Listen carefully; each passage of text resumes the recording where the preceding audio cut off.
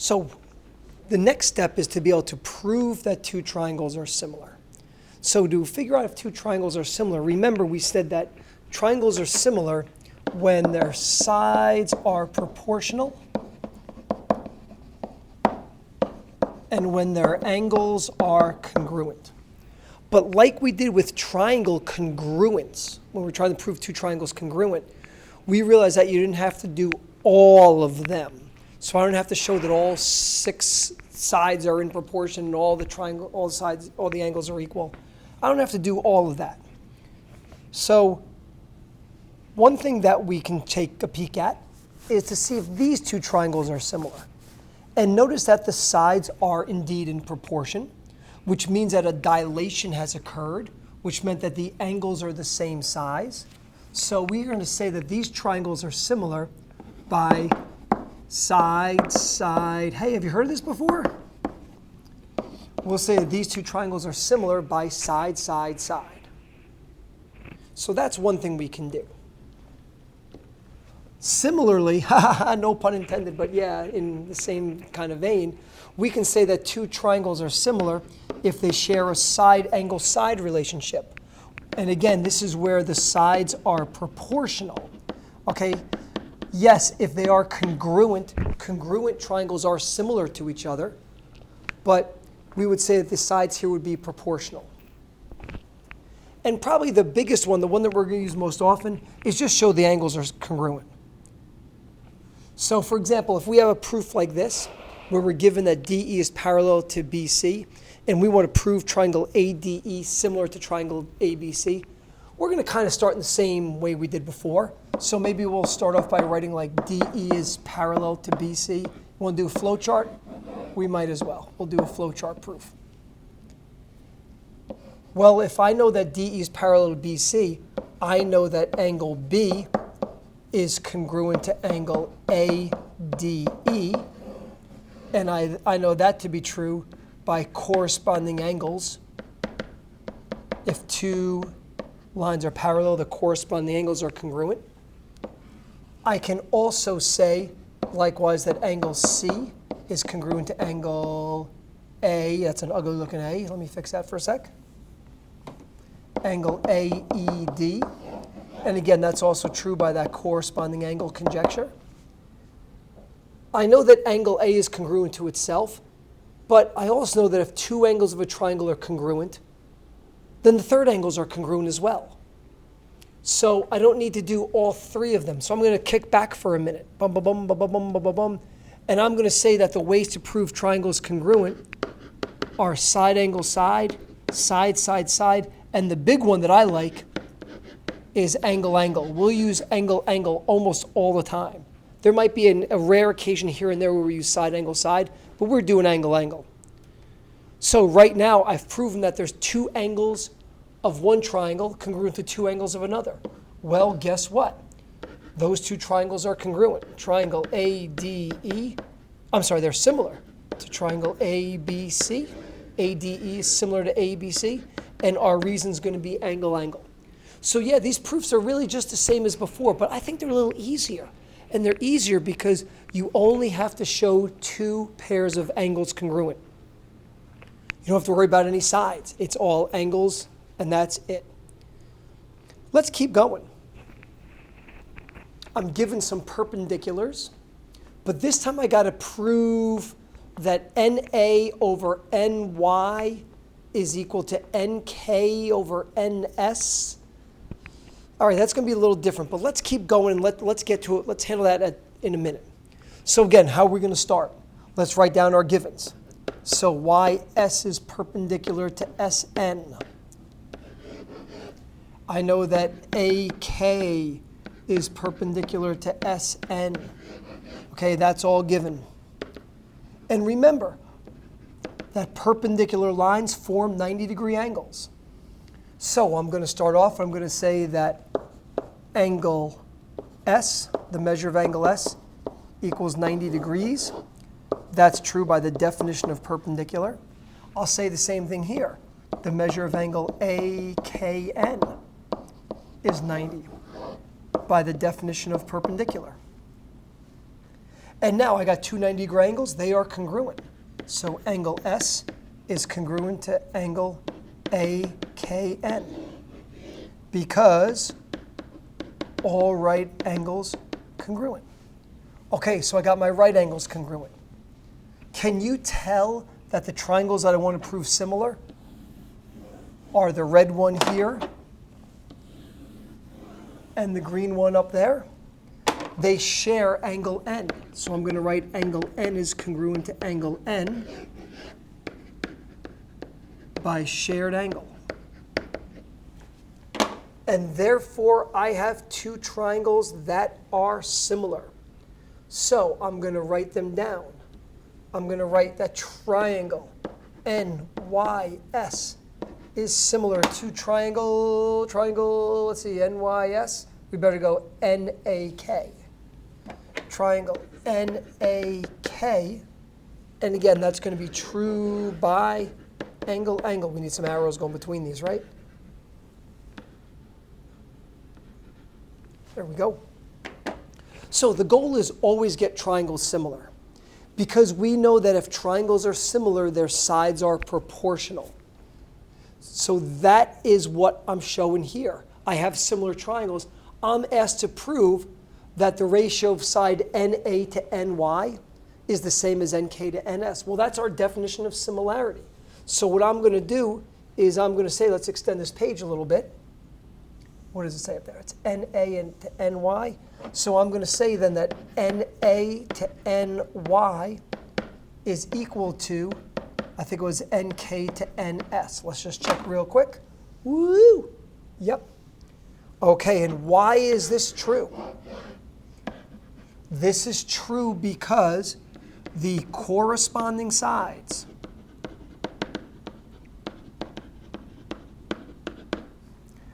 of similar triangles are proportional.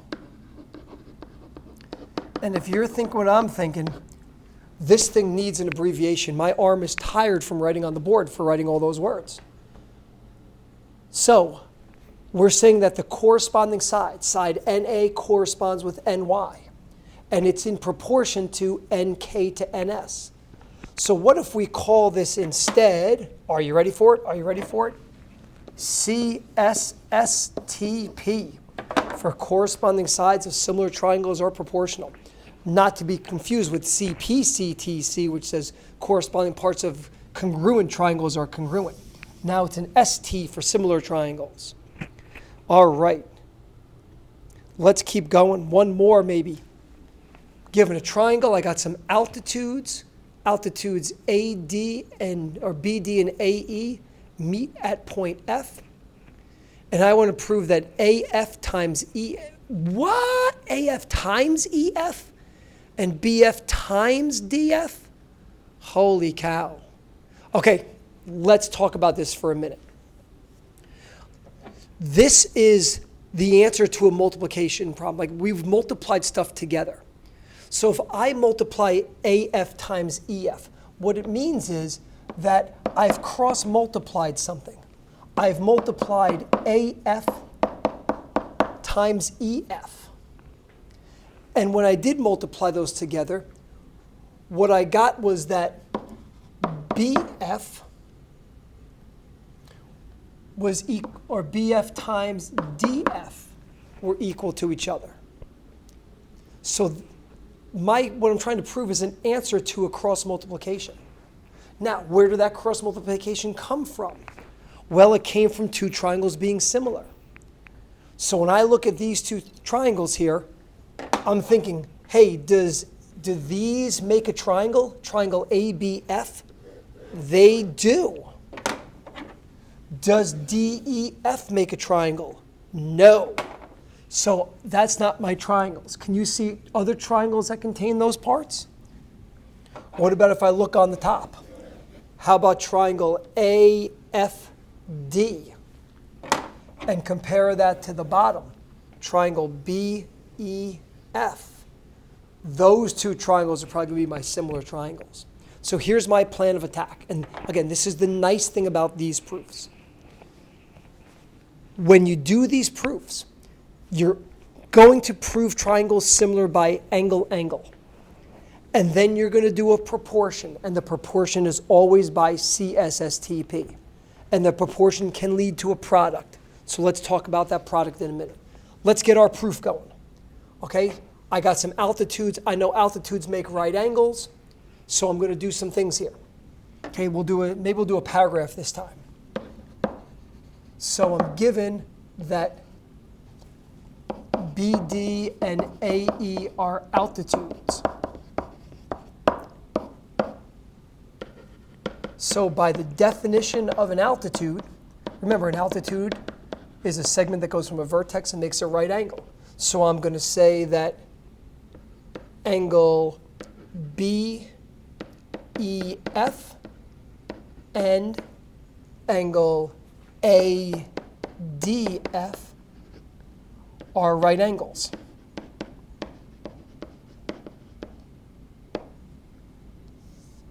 So that's kind of like definition of perpendicular, but we'll just call it an altitude. And since all right angles are congruent, I know that angle BEF is congruent to angle ADF.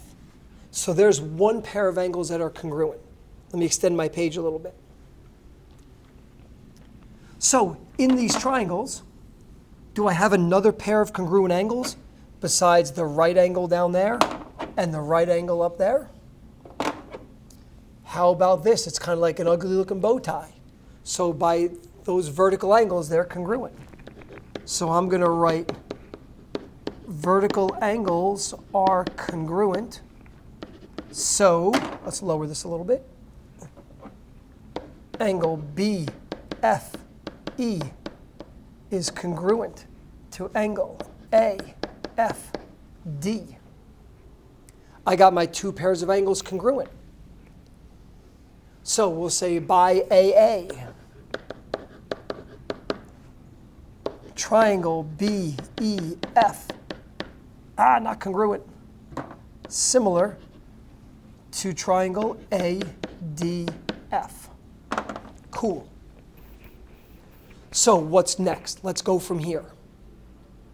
Once you get triangles congruent, the next step is always the proportion. Always, always, always. So let's write our proportion. And I'm going to say by CSSTP, what did we say? It was AF over BF equals DF over EF. I'm doing that by memory. Let's see if my memory is good. It is. So that reason is always there. What's our next reason? Is really, it's kind of by cross multiplication, but we're not going to call it cross multiplication, okay? Because that's not really like a term in math. It's a shortcut that your third grade teacher used that high school teachers despise. So really what we're going to do is we're going to call it the means extremes property. And let me tell you what the means extremes property is. In a proportion, like if I say 2 over 4 equals 3 over 6, the means are these two numbers here. And if you multiply the means together, you'll get what the extremes multiply to. It's the means extremes property. So let's say the means extremes property because it makes us sound really intelligent. And we just write our proportion. AF times EF equals BF times DF. Realize this. These last three steps always occur. Once you get triangles similar, the next step is to write the proportion. The final step is the means extremes property. It's always like that. Here's the nice thing about those proofs. Not only do you need two angles to be congruent, but once you got the angles congruent, it's the same answers, the same reasons all the time. It's always CSSTP. It's always means extremes property. It's always like that. Let's keep playing a little bit. Check out this one. We're going to do some proofs with circles. Oh, no. Oh, it's not too bad. So again, I'm given a proportion. Watch what I'm going to do. I'm going to do something really, really sneaky here. Check this out. I know my answer already. I'm going to go all the way down to the end, and I'm going to write, let's see, I might need a little bit of room. So I'm going to write by the means, extremes, property, and I'm going to write down what that means extremes property tells me. BC times EC. BC times EC equals, what was the other one? AB and AC. I'm actually going to work from the bottom up. So if that's my proportion, what I'm going to say next is, by CSSTP, I'm going to make a proportion. What did I multiply together? I multiplied together BC and EC. They go there, because that's what your means extremes cross multiplication does. And let's put AB and AC there. Now, what two triangles are similar? Let's figure that out. Here's our next step going up by angle. Well, let's see if we can put some things together. If I go top and bottom, I get triangle ABC and I get triangle AEC. Let's take a look at our diagram. Triangle ABC and triangle AEC. I like it. I got a pair of triangles. Looks pretty good. So those are the ones I'm going to say are congruent or similar. Triangle ABC is similar to triangle AEC. And again, just real quick, if you notice your proportion, if I try to go across the top, yeah, I get ABC, but I also get ABEC. I get 4 letters for a triangle. That can't work. So notice I didn't even start my proof yet, and I'm halfway done with it. Okay, now I got to go up and I got to find 2 angles that are congruent in this figure. Well, let's see what we got. I'm given some parallels. I remember that if I have parallels, parallel lines make congruent chords. And if those chords are congruent, or better yet, how about alternate interior angles? I can just do that. That's great. So how about this? Let's write given BC parallel to AE. And right away, let's go by AIA, angle BCA is congruent to angle DAC, right off the bat. Now, let's get a second pair of angles. And this might be a little bit trickier to see. Let's see. Ooh, I know this. Check out triangle ABC, specifically angle B. Angle B is inscribed in a semicircle, so it's a 90-degree angle. And check out angle C. Angle C is formed by a diameter and a tangent. It's a 90-degree angle. Bing, bing, bing. I got it. So let's just write that up. So let's say angle inscribed in a semicircle is a right angle. Boom. So the measure of angle ABC is 90. Also, a diameter is perpendicular to a tangent. So the measure of angle ACE equals 90. I got 2 angles equaling 90. So all right angles are congruent. So, not angle, but triangle. Nope. Angle ABC is congruent to angle ACE. And now my proof is done. Notice I kind of went like bottom to top on it. So I said, well, I got to prove this big ugly thing here, go down to the bottom. Start at the bottom, means extremes property, CSSTP, angle. Once I get angle, it's just filling in the top. So we need to definitely practice some of these similar triangle proofs. The big picture is get 2 pairs of angles congruent. If you can do that, you're in like Flynn. Who's Flynn?